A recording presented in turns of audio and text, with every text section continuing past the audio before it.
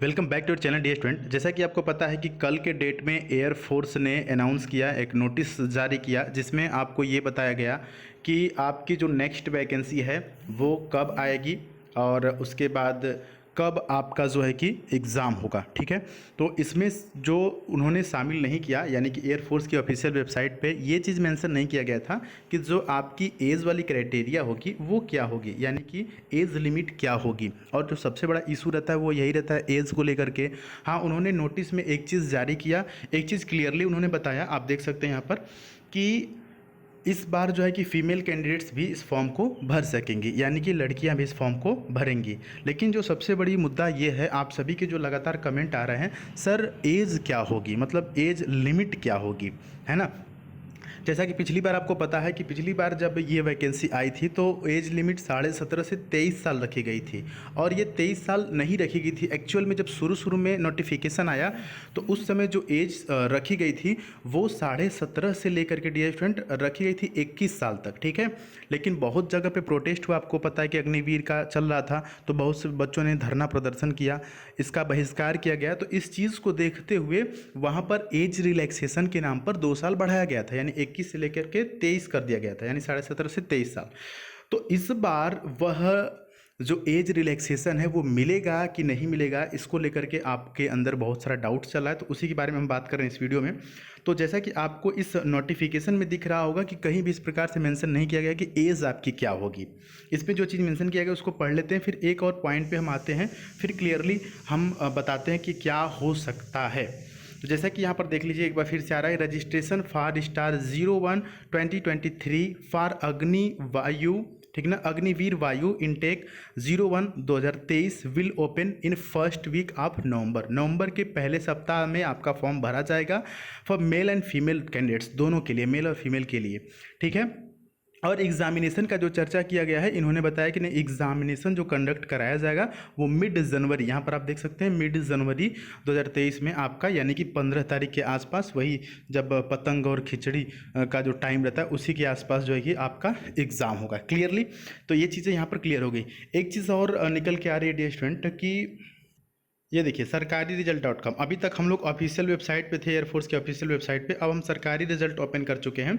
और इसमें सरकारी रिजल्ट .com में ये देखिए यहाँ पर एज दिखा रहे हैं ये कि मिनिमम एज 17.5 से मैक्सिमम एज लिमिट जो आपकी बता रहे हैं वो बता रहे हैं 23 साल। ठीक है, इन्होंने एज का डेट भी दे दिया है कि 29/12/1999 से लेकर के 29/6/2005 के बीच में जो कैंडिडेट्स होंगे वो इस फॉर्म को भर सकते हैं। लेकिन ये किसके द्वारा है, ये सरकारी रिजल्ट के द्वारा है, इतना बात याद रखिएगा। तो सरकारी रिजल्ट जो है कि इसके द्वारा है, तो ये आपको कंफर्म नहीं मानना। और डेफिनेटली ये भी जो चीज़ें लिखी हैं सरकारी रिजल्ट वाले, ये भी टेंटेटिव लिखे हैं, यानी कि टेंटेटिव डेट का मतलब ये है कि ये बदल सकता है। क्या है, इन्होंने लिखा है कि ये बदल सकता है। ठीक है, हालांकि ये तो पिछले साल का है अभी।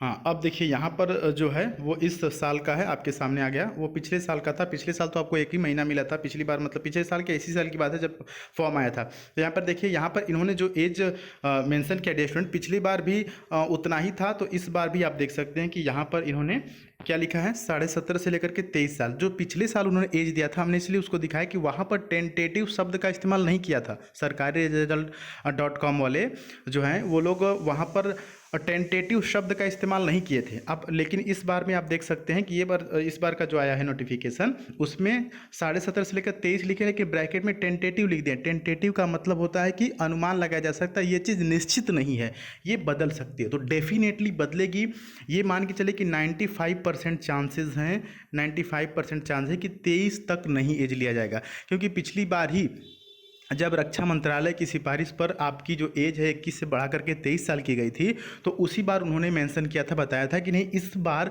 हम एज रिलैक्सेशन दे रहे हैं। वो इसलिए उन्होंने दिया कि पिछले 2 साल से कोई वैकेंसी नहीं आई हुई थी, तो 2 साल के जो बच्चे बचे हुए थे उनको फॉर्म भरने के लिए वो 2 साल का एज रिलैक्सेशन दिए थे। लेकिन इस बार एज रिलैक्सेशन मिलेगा, इसके लिए 95% चांसेस है कि नहीं मिलेगा। क्लियर, तो हम ये जो मैं स्टेटमेंट दे रहा हूँ कि 95% चांसेस है कि नहीं मिलेगा, यही मेरा लास्ट है। अब बाकी आप खुद अनुमान लगा सकते हैं, क्योंकि रक्षा मंत्रालय की तरफ से ये चीज़ें क्लियर की गई थी। ठीक है, मुझे अभी भी याद है, आप देख भी सकते हैं उस चीज़ को। तो ये कुछ अपडेट एज को लेकर के रहा। तो आप मान के चलिए कि अगर आपकी एज 17.5 से लेकर के 21 साल तक हो रही है तो डेफिनेटली आप सुरक्षित हैं, आप फॉर्म को भर सकते हैं। लेकिन आपकी एज 23 साल हो रही है तो आप इस फॉर्म को आई थिंक मुझे लगता है 95% चांसेस है कि आप इससे बाहर हैं। क्लियर?